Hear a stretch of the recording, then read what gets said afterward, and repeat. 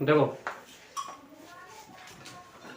Profit and loss, ठीक है।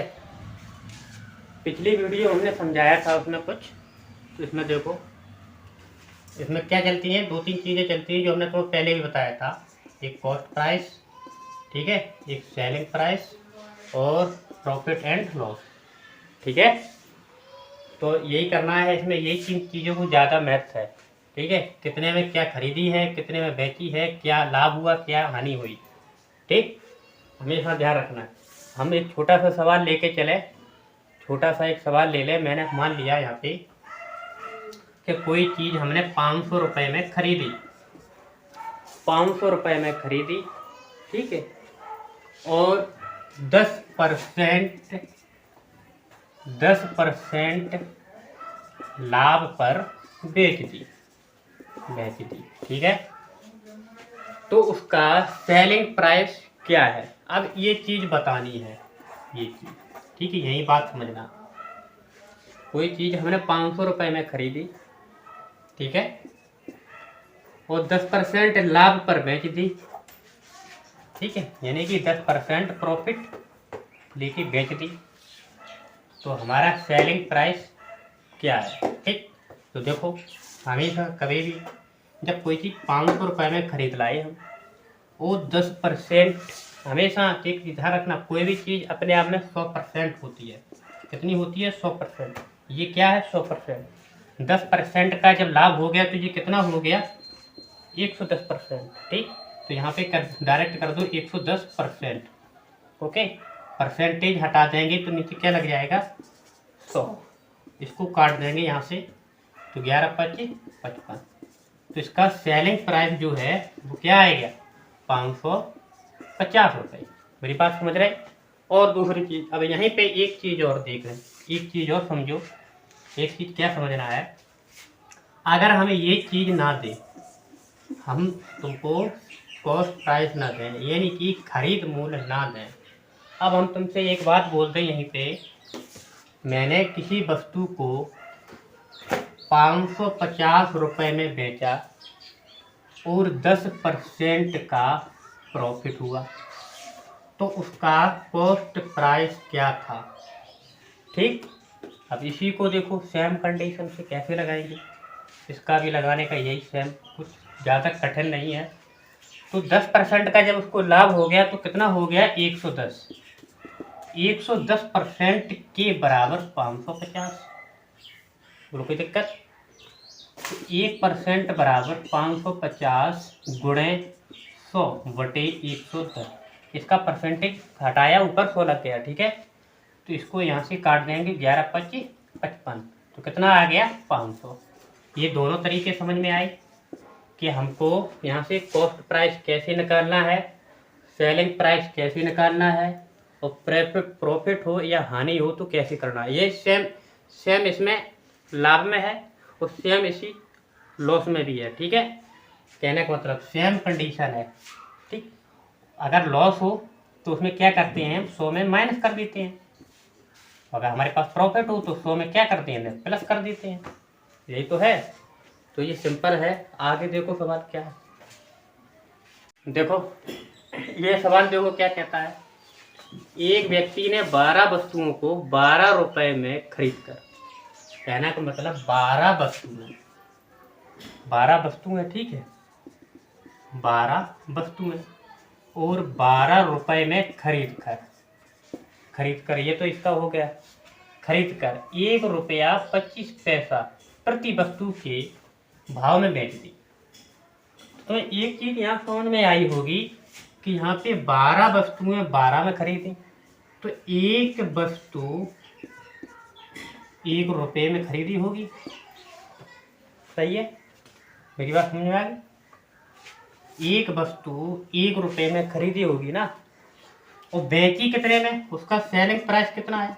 ₹1.25। उसका जो कॉस्ट प्राइस कितना है, सीपी कितना है? ₹1। खरीदा ₹1 में, बेचा ₹1.25 में, तो इसको कितना प्रॉफिट हो गया? 25 पैसा। कितने पर हुआ? ₹1 पर। तो 0.25/1 गुणे 100। जब इसका इसमें मल्टीप्लाई कर देंगे तो ये दशमलव पॉइंट खिसक जाएगा, यहाँ आ जाएगा, तो ये क्या हो जाएगा 25% का क्या हुआ प्रॉफिट। देखो दूसरा सवाल देखो क्या है, यदि कोई व्यक्ति अपनी हानि को विक्रय मूल्य का 20% अनुमानित करता है, बात समझना चाहिए, यदि कोई व्यक्ति अपनी हानि को विक्रय मूल्य का 20% अनुमानित करता है तो उसकी हानि प्रतिशत क्या है, बात समझना चाहिए। तो तुमको एक चीज मालूम चली होगी कि विक्रय मूल्य का 20%, तो हम यहाँ पे क्या करेंगे SP यानी कि विक्रय मूल्य क्या कर देंगे हम 100 मान लेंगे, ठीक है। और इसका हानि कितना 20% अनुमानित करता है, तो हम यहाँ पे हम एक चीज बोल सकते हैं, तो हमारा कॉस्ट प्राइस जो है, कहने का मतलब क्रय मूल्य यानी कि CP कितना रहा होगा 120, सही है ना। हम जब वो ये कहता है कि यदि कोई व्यक्ति अपनी हानि को विक्रय मूल्य का, तो हमने मान लिया विक्रय मूल्य हमारा 100 है और इस पर उसको क्या हुआ 20% हानि अनुमानित करता है, तो कहने का मतलब हमारा जो कॉस्ट प्राइस रहा होगा वो 120 रुपये रहा होगा। मेरी बात समझ रहे, जब ये 120 रुपये रहा होगा तो इसको यहाँ से देखो, जब कोई भी चीज़ हम खरीदते हैं और कोई भी चीज़ हम बेचते हैं तो वहाँ से हमें मालूम चलता है कि हमें प्रॉफिट हुआ या लॉस हुआ। तो यहाँ से देखो जब हमारा कॉस्ट प्राइस अब कितना है 120 रुपया और हमने बेचा कितने में है 100 रुपये में, यहाँ से देखो तो हमको कितने रुपए का हानि हो गया 20 रुपये का, कितने पर हुआ 120 पर गुणे 100, तो काट दो कितना आ गया तुम्हारा 350, तो कहने का मतलब होगा 16 सही 2/3% क्या हुआ उसको हानि, ठीक है। देखो ये देखो किसी वस्तु को 72 रुपये में बेचने पर 10% की हानि होती है, ठीक है। कहने का मतलब है यहाँ पे देखो ये सेलिंग प्राइस कितना है 72 रुपया, 72 रुपया, ठीक है।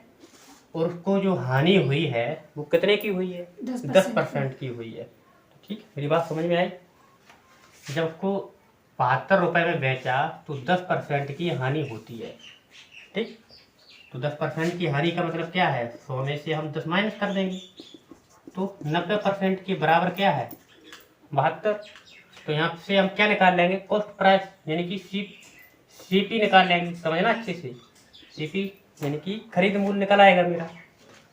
तो कैसे 90% के बराबर है 72, तो 1% के बराबर है 72 गुणे 100 बटे 90, तो कितना है 9 8 72। कहने का मतलब मेरा जो है ना 80 रुपया CP आया, जो मैंने खरीदा था, जो खरीद मूल्य कितना मेरा आया 80 रुपये, CP 80 रुपये, ठीक।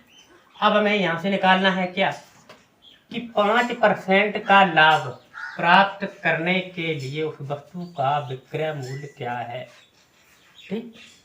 विक्रय मूल्य क्या है, तो ये हमारा क्या है CP, तो हमें क्या परसेंट का लाभ चाहिए 5% का, तो 80 गुणे 100 में 5 ऐड कर दो तो 105/100, काट दो इसको 5 से काट दो, 5 दूनी 10 और 5 दूनी 10, 5 एक हम 5, इसको काट दो तो 21 चौकों 84 रुपया क्या आया इसका SP। पहले पूरी बात सुनना, ये क्या आया SP सेलिंग प्राइस, अब यहाँ पे कितना आ गया 84 रुपया।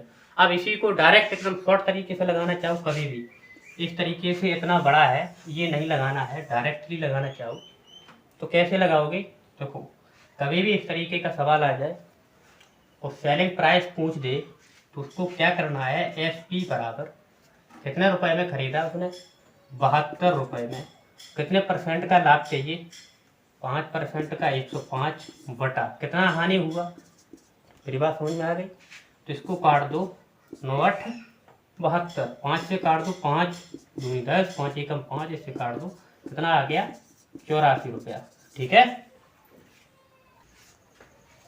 देखो कोई व्यक्ति एक साइकिल 1400 रुपये में खरीदता है और उसे 15% की हानि पर बेच देता है उस साइकिल का विक्रय मूल्य क्या है।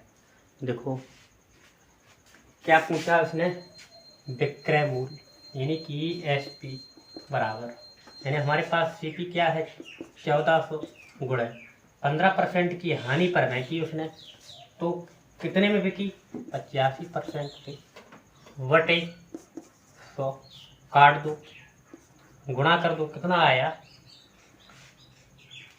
4 पंचे 20, हाँ से लगी 2 और 4 32, 32 34, 85 को भी ऐड करो भाई, 5 5 4 9 8 3 11, तो 1195 रुपया। ठीक है, तो एसपी कितना आया, का इसमें जीरो है यार, यहाँ पे ये जीरो आएगी। ठीक है, तो क्या आया इसका 11 से 90, तो एसपी कितना है तुम्हारा 11 से 90 रुपया। ठीक, देखो यदि क्रय मूल्य 80 रुपया है, ऊपरी व्यय 20 रुपये है और विक्रय मूल्य 120 रुपये है, तो लाभ प्रतिशत क्या है। पहले तो मेरी बात सुनो, सीपी क्या है हमारा यहाँ पे कितना है 80 रुपये। ठीक, कहने का मतलब जो चीज़ हमने खरीदी है तो मेरी जो जेब से रुपए गए हैं वो कितने गए हैं 80 रुपये, और ऊपरी खर्चा कितना हो गया 20 रुपये। कहने का मतलब एक उदाहरण के तौर पे समझ लो, मैं एक साइकिल को 80 रुपये में खरीद लाया, ठीक, और लाने में मेरा ऊपरी जो खर्चा कितना हो गया 20 रुपये और हो गया, तो खर्चा तो जो मेरा ही तो हुआ है, मेरी जेब से गया है, जो मेरा खर्चा हो गया वो कितना टोटल खर्चा हो गया यहाँ पे, यानी कि क्रय मूल्य 80 रुपया है, मैं खरीदा इतने में और ऊपरी भी खर्चा मेरी जेब से हो गया, तो कितना हो गया 20 रुपया, तो टोटल खर्चा कितना हो गया मेरे पास 100 रुपया। तो यहाँ पे हमारा कॉस्ट प्राइस कितना है टोटल 100 रुपया। अब हुआ क्या कि आगे जब हमने इसी को हमने बेचा, जब हमने सेलिंग की तो क्या हुआ 120 रुपये में बिक गई। ठीक, 120 रुपया में बिक गई। तो यहाँ से देखो मैं खरीद के कितने में लाया था, टोटल खर्चा मेरा कितना हुआ था 100 रुपये, मैंने जब बेचा तो कितने में बेचा 120 रुपये में, तो कितना रुपया मुझे प्रॉफिट हुआ 20 रुपया। तो कितने प्रतिशत हुआ, तो 20 बटे कितने पर 100 पर गुणे 100, प्रतिशत के लिए क्या करते हैं 100 का मल्टीप्लाई करते हैं, ध्यान रखना, काट देंगे तो कितना आ जाएगा 20%, क्या हो गया प्रॉफिट।